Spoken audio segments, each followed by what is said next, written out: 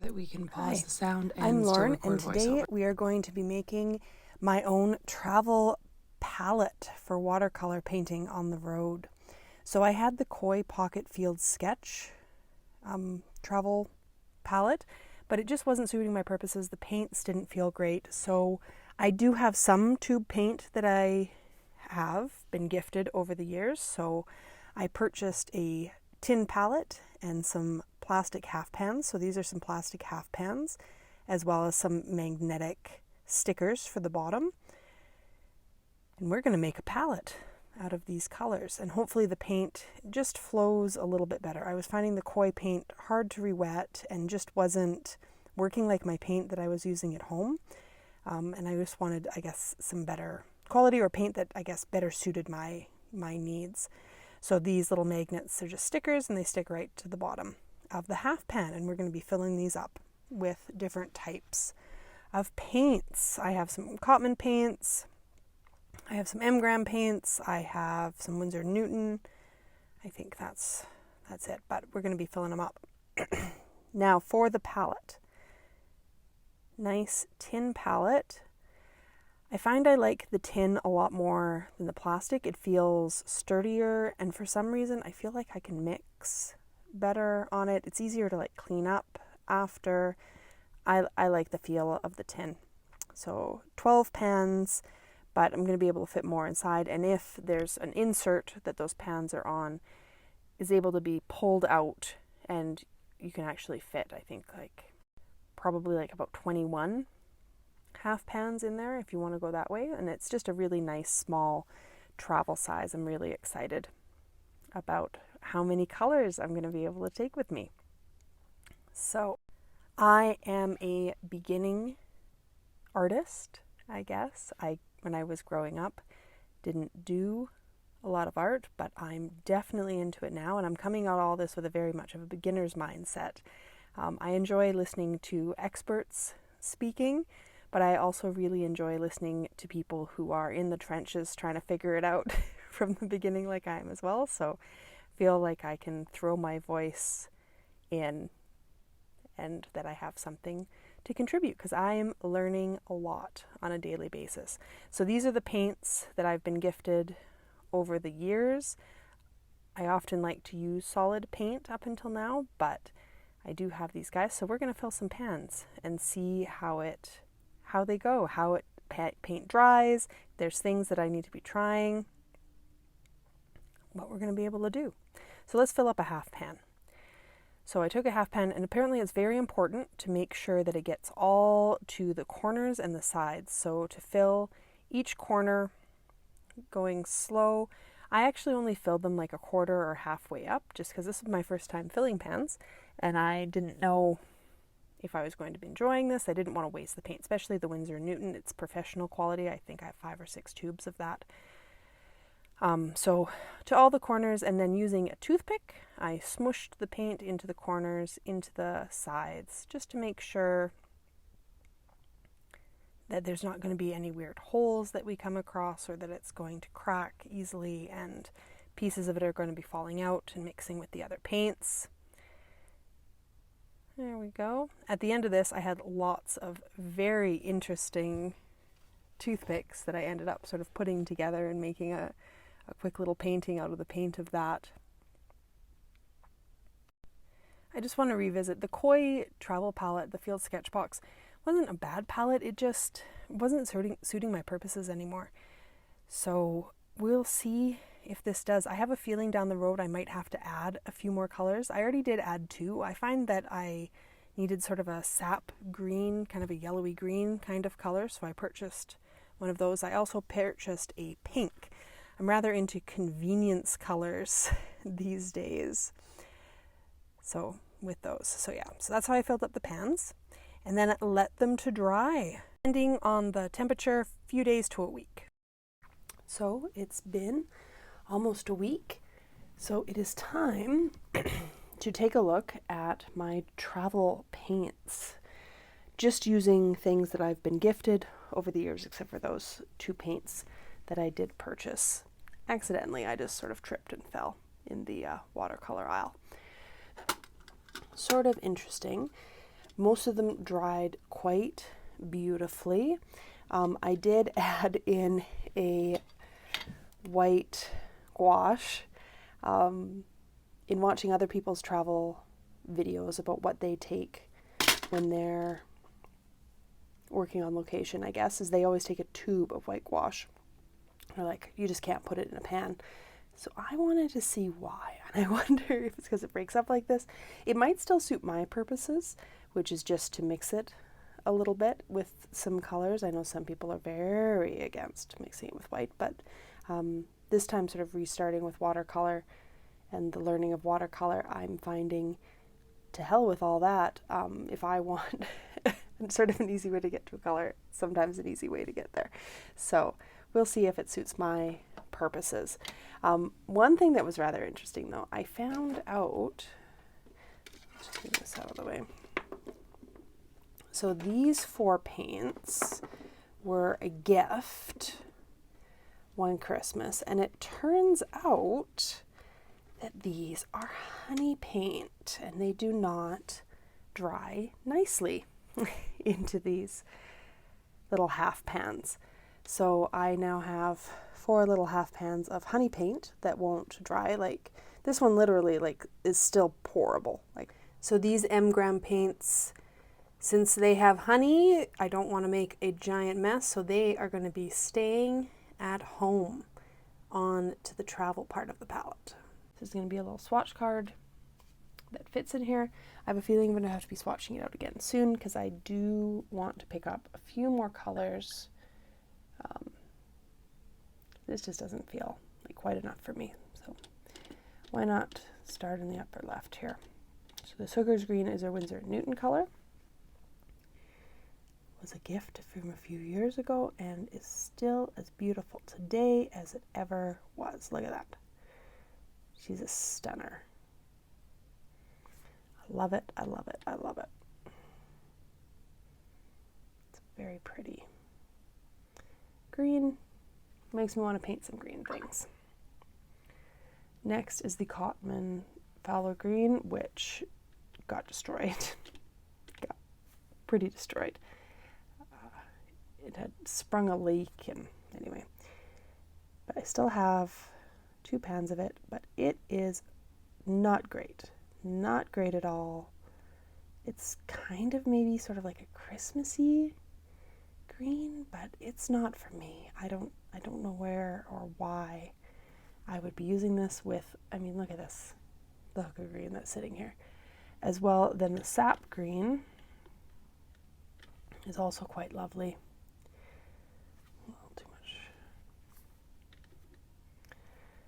Sap Green is quite lovely.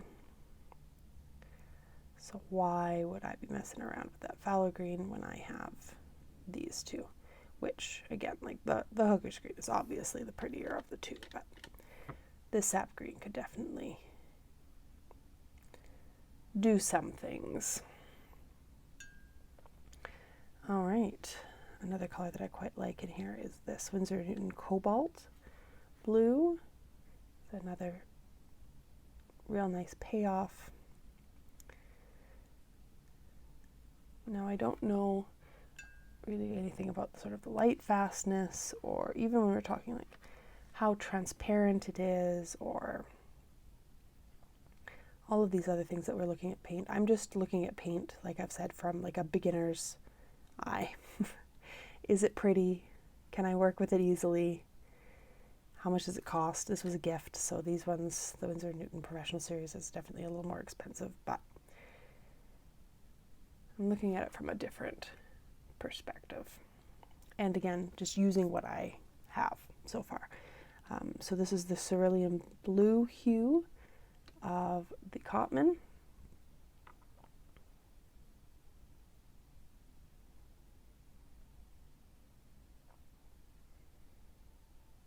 It is a very pretty blue, but not one that I think I'll have much use for in sort of the things that I paint, unless it's a very pretty day and I'm tempted to paint the sky. Finally is this, well, let's just take a quick look at these. So yeah, so this is the Hooker's Green in the Winsor & Newton Professional Series. Series 1. This guy I don't have anymore, but he's Cotman. This is the Cotman Sap Green. Focus on him. Oh, focus on him. Cotman Sap Green. The Cobalt Blue is from the Winsor & Newton Professional Series. The Cerulean Blue is a Cotman color. Now, what I think is my favorite in this palette, the Winsor & Newton Violet Windsor. It's a classic. So let's pick up some of that. I really should have filled this one up because I know that this will be one that I'll be reaching for. It's just so pretty. Very deep though. Very deep. Very pretty, very deep. Let's see if maybe we can thin it out a little bit. Sort of the edge here.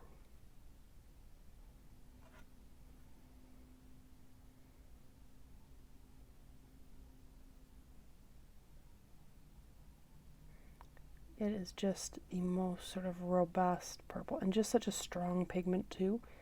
It'll eat anything else up that it goes next to with any sort of wet on wet. You can count on that one.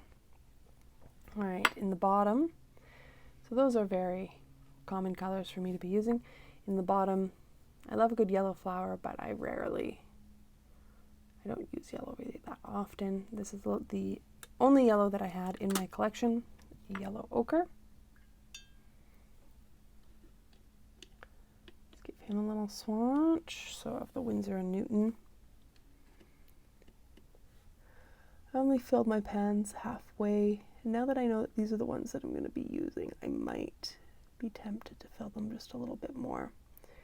But, you know, it's a nice yellow. Nothing really super stand out. We can paint a flower with that. Next, we have one of the ones that dried a little funky. The Arizalian, or same word, alizarin crimson, which dried kind of funky. Let's see if she still works. Seems to be reactivating quite easily. Yeah, all right, that's much nicer red than the honey ones, than the Graham & Co. one. Not my favorite red in the entire world, but it is the only red that I already owned. So that looks like a great red to me. This is one of the newer additions. I've been painting with a lot of pinks, so I needed an easy pink. So I got the Cotman Permanent Rose, a little convenience, which is what this palette is going to eventually be about, so why not start there? I do like what it looks like just in the pan there. It's pretty. So, oh, nice. Yeah, that'll make beautiful roses for all of the rose obsessions that I currently have. It's a pretty little pink. Can we make it any darker? Let's see. A little bit.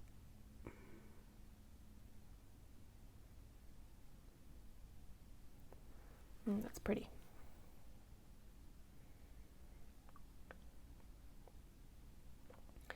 And then finally, the other one that dried a little funky is the sepia. This is pretty granulating color, so if I wonder if that's why it dried a little funky.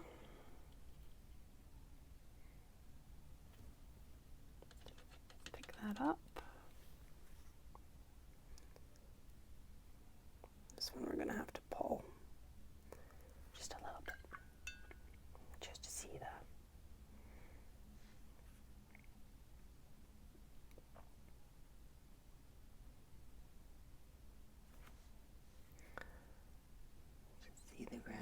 because it is sort of a fun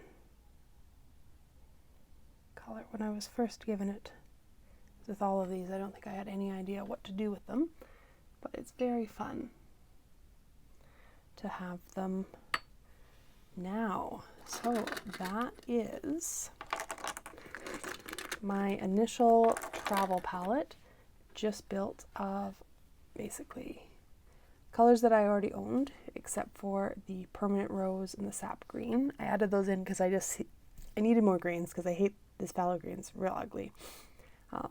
And I can't just use hooker's green for everything. The yellow ochre, I should see what the yellow ochre does with these two blues. I could maybe do that on the back side of this card, just to see what other greens we have in here. But that is looking pretty good. I'm excited to try taking these out into the field and see how they go, including trying the squash one. It dried super funky, but I think it can still be just sort of reactivated and used to mix paints, because I'm not really using it for highlight, which is when I think you need to carry the actual tube with you. So I'm excited to see how that one goes. I was very excited to try my new paints out on the road, and it ended up being a very uninspired day. I was going to include a speed paint of what I worked on, but it ended up being maybe just a very playing with my materials, and probably not anything that anyone would actually like to watch happen. It doesn't turn out very well, but I can talk about the experience of making this palette. I was very hesitant to take the tube paints and put them into half pans. As someone who hadn't done this before, I was worried about so many different things that could go wrong, but it went so well. And painting with these paints versus the koi ones was such a better experience. There's colors that I'm wanting to use more, I think ones that I've chosen. They're just easier to reactivate. It was just a much more enjoyable experience overall. And I was worried they wouldn't dry right, or that I was going to do something wrong. And with all of my ignorance, everything seems to be working out just fine. I have a little travel mister you can see here that I use to just sort of reactivate everything before we start really getting in there, which really helps. So yeah, with my little travel setup, I went out, did a little bit of painting. I've used it a couple times since then, and I have to say I am absolutely loving it. It's a dream.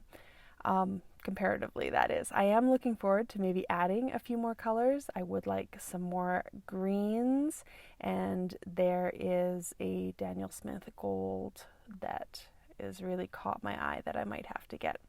So yeah, so beautiful really happened with me painting this day, but I will show at the end here a plein air sketch I did in 5 minutes when I was at a beach later in the week. Still here, thanks for sticking around. I had a good time making these paintings, this palette, and this video. Excited to get painting. See you later.